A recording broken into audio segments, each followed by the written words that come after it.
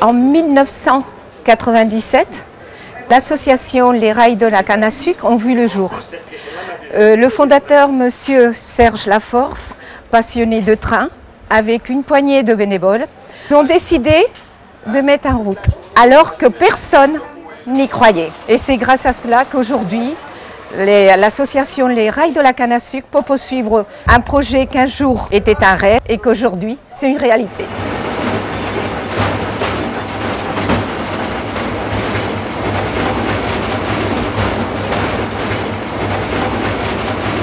Bon, j'ai eu connaissance de son existence autour des années 99, parce que le président du moment est un ancien collègue de travail. On a été pendant un certain laps de temps ensemble, sans qu'on ait à travailler ensemble, mais travaillant dans la même entreprise, avec des fois on se parlait au téléphone sans jamais qu'on ne se voit. Et puis ici, je l'ai rencontré, il m'en a parlé, le temps a passé. Et puis je rejoins l'association, sachant que ce qui se faisait à ce niveau-là avait l'air de m'intéresser. Ce qui se fait aujourd'hui m'intéresse. J'ai dommage que nous soyons trop peu nombreux à nous intéresser à ça, parce que je crois que ça intéresse toute la Martinique, je dis même toutes les îles.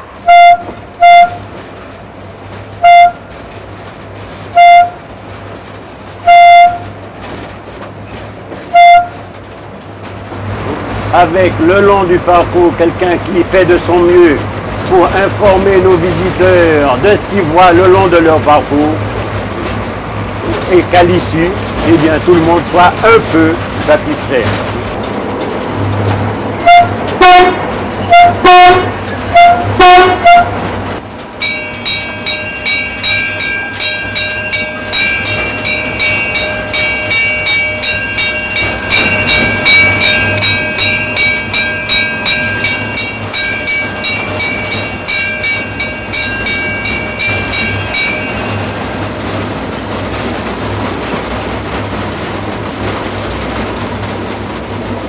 Aujourd'hui, donc, la fête du Rhum, ce qui permet pour le train et pour l'association de recevoir en moyenne entre 600 et 700 voyageurs, et ce qui permet aussi d'expliquer le fait de l'association, comme elle a démarré et tout ça. Et actuellement, donc, nous avons le président, M. Maurice Christophe, à qui je passe la relève.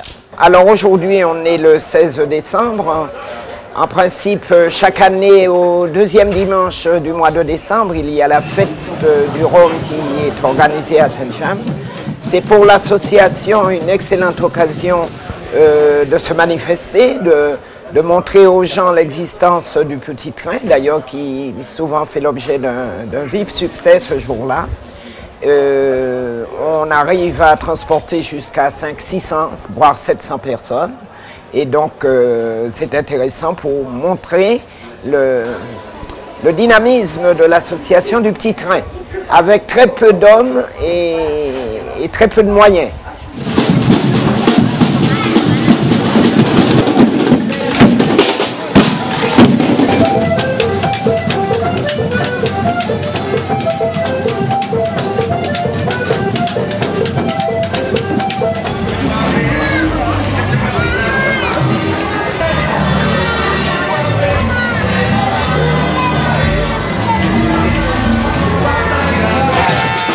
Le plastique suspend,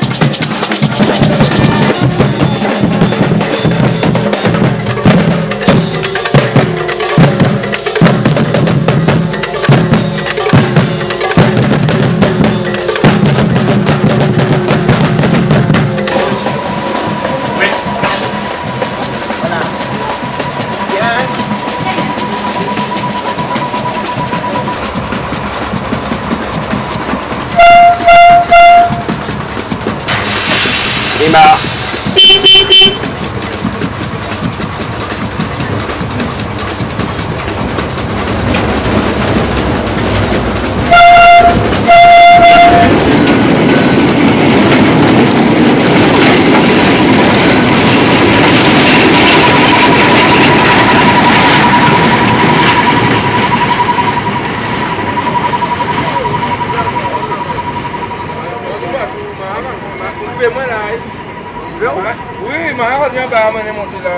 Un monsieur est venu me voir tout simplement au musée, qu'il m'a dit qu'il était collectionneur de tout. Comme moi-même j'étais en train de collectionner des étiquettes de rhum, on a sympathisé, il m'a dit qu'il était d'accord pour m'aider dans ma collection, puisque justement je m'occupe du musée du rhum. Il y avait un train, une Corpel ouvert qui date de 1925, qui était juste devant le musée. Et qu'est-ce qu'il me dit? Il me dit qu'il est un amateur de train, qu'il est un passionné de train, qu'il n'a pas pu être cheminot parce qu'on ne l'a pas retenu à l'époque des sélections, qu'aujourd'hui il travaille à la trésorerie principale et que ce train-là l'interpelle. Comment se fait-il qu'il y avait des trains à la Martinique, comment il y a un réseau de voies ferrées à la Martinique et de voir une Corpel ouverte, etc., une Davenport qui traîne comme ça, il était véritablement interpellé.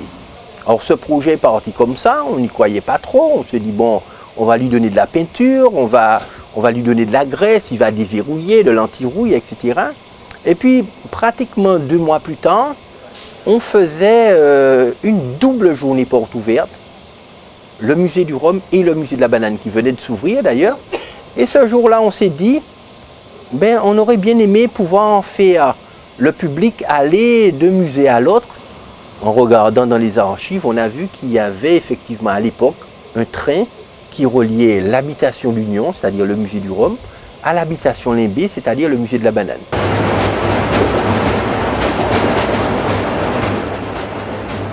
On en a parlé à des gens autour de nous qui nous ont traités de fous furieux, parce que jamais on imaginait pouvoir remettre un train comme ça du jour au lendemain. Donc on a créé une association, loi 1901, la mairie de Sainte-Marie, qui avait, nous ont-ils dit, un projet de train touristique depuis des années dans des tiroirs qui n'arrivaient pas véritablement à mettre sur pied. Ils nous ont dit qu'ils nous suivaient sur ce projet-là. Et ce projet, effectivement, a commencé à voir le jour pratiquement en 1998. Serge Laforce a passé une annonce sur le journal, tout simplement. Est-ce qu'il y a des passionnés de chemin de fer qui voudraient venir bénévolement monter, poser des rails, etc. Le samedi et le dimanche?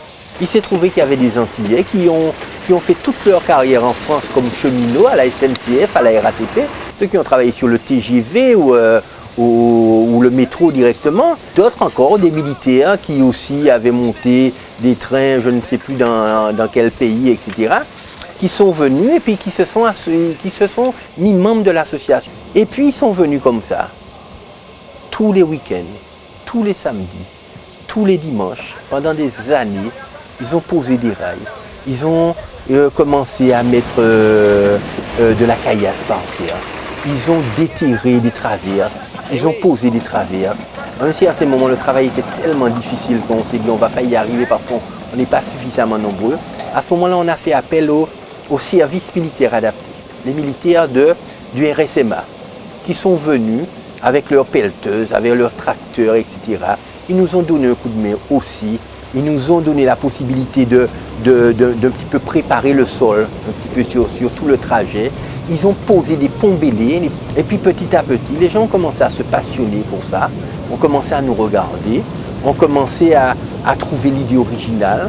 Certains ont dit qu'on a tiré un petit peu un fil et puis a découlé tout un tas de choses. L'histoire des chemins de fer à la Martinique, les professeurs ont commencé à l'expliquer, à en parler. Comment c'est né, pourquoi c'est né, jusqu'à quand, de telle date à telle date. Les professionnels du tourisme nous ont dit mais c'est intéressant parce que vous êtes en train de monter une dimension touristique de l'arrière-pays martiniquais qui diffère des plages, des soleils et des cocotiers. Donc on avait déjà cette dimension-là. La distillerie qui représente un petit peu aussi le symbole patrimonial même de l'île. Bon, on a eu l'impression qu'on était dans dans la droite lignée de ce qu'il fallait faire au niveau avec le musée, avec la galerie d'art, avec la visite de la distillerie, relier le rhum à la banane, les deux mamelles même de l'économie martiniquaise, relier deux musées, ne pas faire simplement un train qui ferait un tour dans la campagne et qui reviendrait, mais de faire une véritable navette qui déposerait des gens au musée de la banane, qui ramènerait d'autres, etc. Et finalement, petit à petit, le projet a pris forme.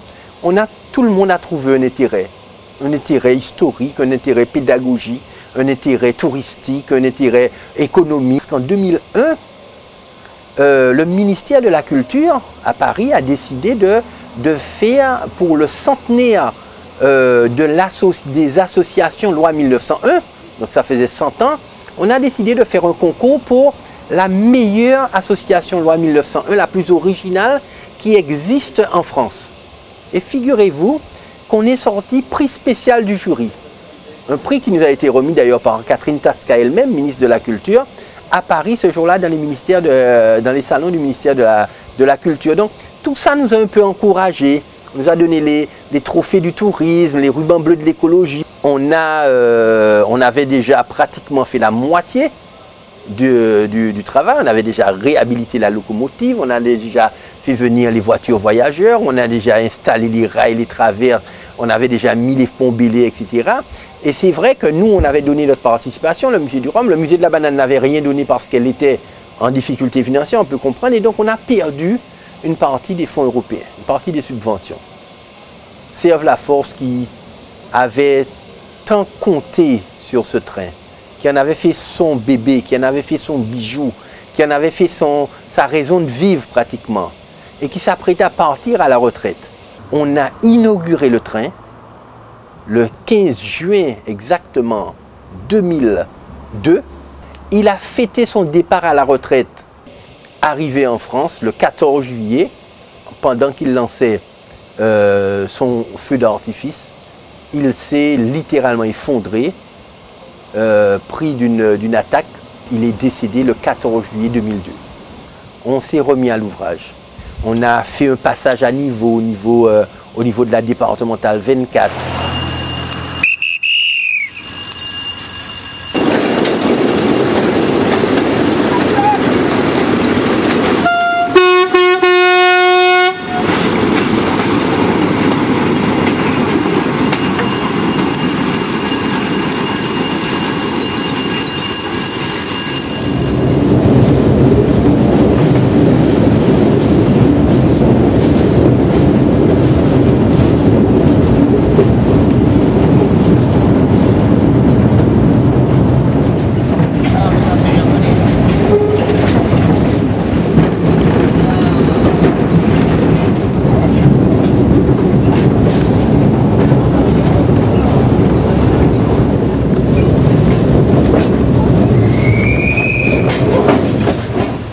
Je fais venir les rails ici, de manière à ce que nous forcions moins pour les descendre et les poser.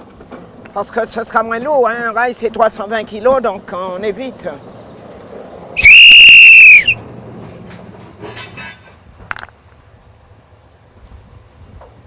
Les blocs, voilà. Bon, on va prendre 2 rails qu'on va mettre là. Alors, le même principe, il y a des rails intérieurs et des rails droits et des rails gauches. Ça, c'est un rail droit. Les baramines, on est un peu plus loin de manière à ce qu'on vienne avec peut-être un deuxième rail pour faire la jonction. Ou la moitié d'un deuxième rail. Parce qu'un seul rail, ça va être dur. On va essayer. Il faut 3 paires d'hommes. Voilà. Encore un coup. On met 3 paires d'hommes dessus, 3 pinces, 3 paires d'hommes. Alors tous ensemble, la main dessus. Prêt pour lever, lever.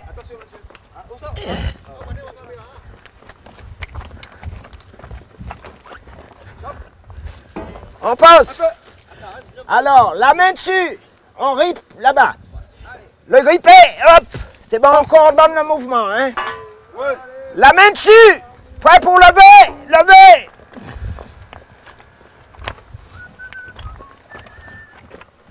D'accord. On recule, on revient. Ouais, c'est bon. Ah, c'est bon. Ouais. Diablo, va chercher les écrous, les boulons. Alors, de l'huile, c'est bon. Est-ce que tu as pris la boîte qui... Les deux rails, on va les éclisser, c'est-à-dire faire la jonction des deux rails avec des éclisses, c'est-à-dire des pièces métalliques qui permettent, tiens, ce sont ces pièces métalliques-là, permettent de faire la jonction. Et une fois qu'on aura fait la jonction, on va positionner les tire-fonds de manière à maintenir le rail ou les rails sur les traverses. Et une fois que les rails seront bien maintenus, il ne nous restera plus qu'à riper pour essayer de donner la courbure nécessaire pour faire la jonction avec l'aiguillage. OK? Voilà.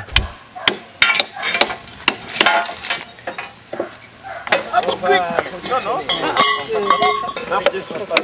Marche dessus. Un sur deux. Où sont nos mécanos? David, laisse tomber les cocos, viens nous dévisser. Prêt pour riper? Riper! La main dessus! Prêt pour riper? Riper! La main dessus! Prêt pour riper? Riper! Main dessus! Prêt pour riper? Riper! La main dessus! Prêt pour riper? Riper! Voilà. Flexibilité du rail, ça se tord, hein? C'est comme Michel Thor.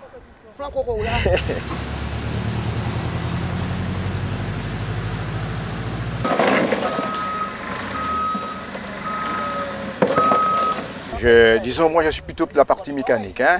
Je suis avec Claude Jiménez.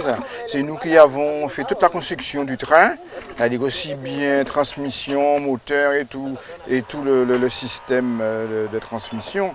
Donc toutes les adaptations nécessaires pour que ce jour le train il est opérationnel. La première locomotive que Serge Laforce avait mis détirée, on l'appelait Moïse. Moïse parce que sauver de la ferraille, comme il avait souvent coutume à dire.